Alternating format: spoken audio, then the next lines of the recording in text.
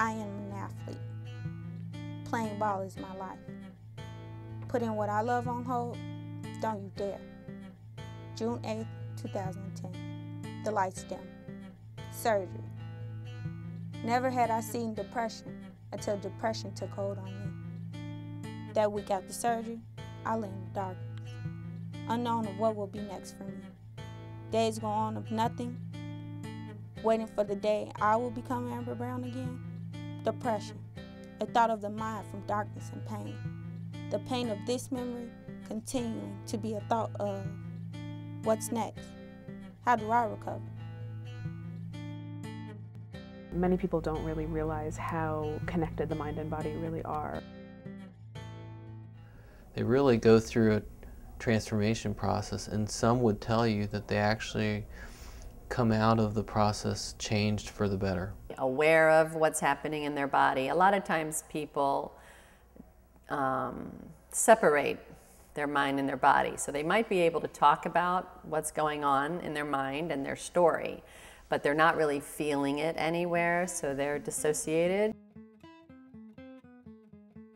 Expressing it, but they're not really healing. I think depression can really sort of happen at any age. Much rarer for very young children to get a major depression, although it does happen. It's very common that the onset is around puberty. 5 to 7-year-olds don't often present with depression.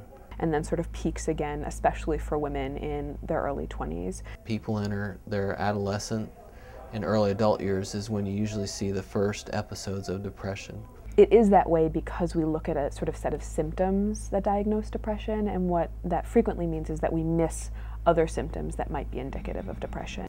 And for many people, it's a recurrent problem. It happens over, you have different episodes.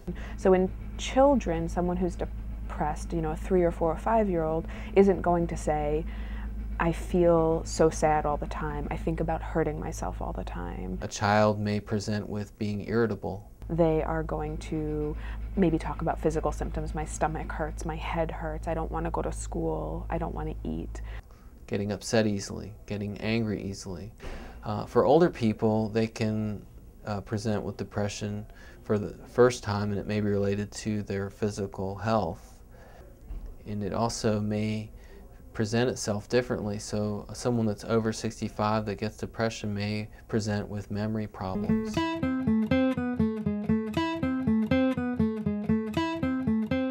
If we really think about what the word depression means, it's depressing behavior, depressing action. So both your body, in terms of your action, how you act, what you do is depressed, you do less of it. Your memories and experiences are affecting how you feel about things. But also in your mind, there's very frequently a chemical imbalance that allows for that sense of sadness and being down. What happens is someone develops changes in mood where they feel sad, and changes in thoughts where they feel hopeless and think about death a lot, and then physical changes where they have lower energy levels. And these can become very difficult to change without some kind of treatment where you would get psychotherapy or medications or both to help. When I was about 9 years old, I found out that I was adopted. Worst thing ever to find out at this point in my life, which I really wasn't supposed to find out until I was about 18, which have been this year. Well, it was unintentional, it was unplanned, it was just spasmodic. As I could recall, it was the summer. I was in about 3rd grade, and it was just a loud conversation, screaming back and forth. And on my way home from my aunt's house, who I initially thought was my older cousin, was my older brother, and he said, us, as in him and the rest of who I thought were my cousins, we're your brothers and sisters. Who you call auntie is your mom. If we identify depression as a set of symptoms, we can sort of say, this is how somebody is feeling. But that set of symptoms can be triggered, can be brought on by remembering something, viewing something. Perhaps something that is reminiscent of the trauma can bring on more of those depressive feelings. So I didn't respond. I didn't know what to say. And then when I got home, the people who I knew as mother and father, they waited. And it was probably later on that night that I found out, yes, who I know as mother and father is actually uncle and aunt. And so I brushed it off. I didn't really pay attention to it. I didn't really begin to process it at all. I just began to act as if nothing even happened. And it was, I'd say, it was something that began to hunt me down.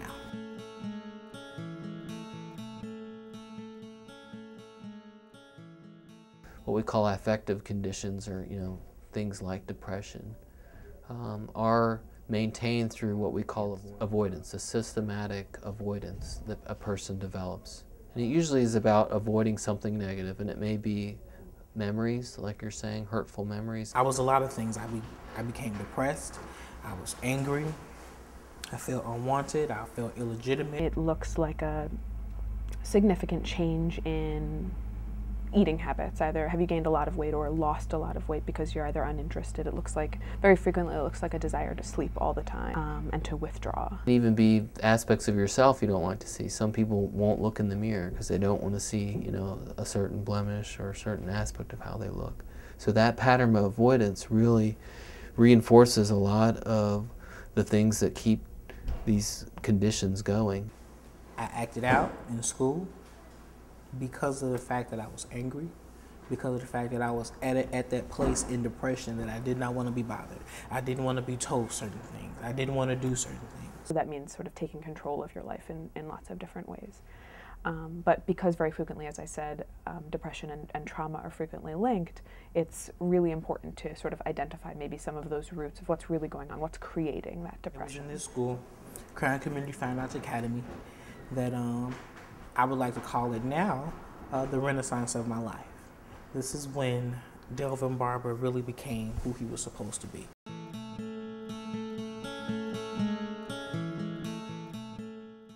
Some people are given medications that help increase serotonin, which is a neurotransmitter, a chemical that your brain produces that's related to depression.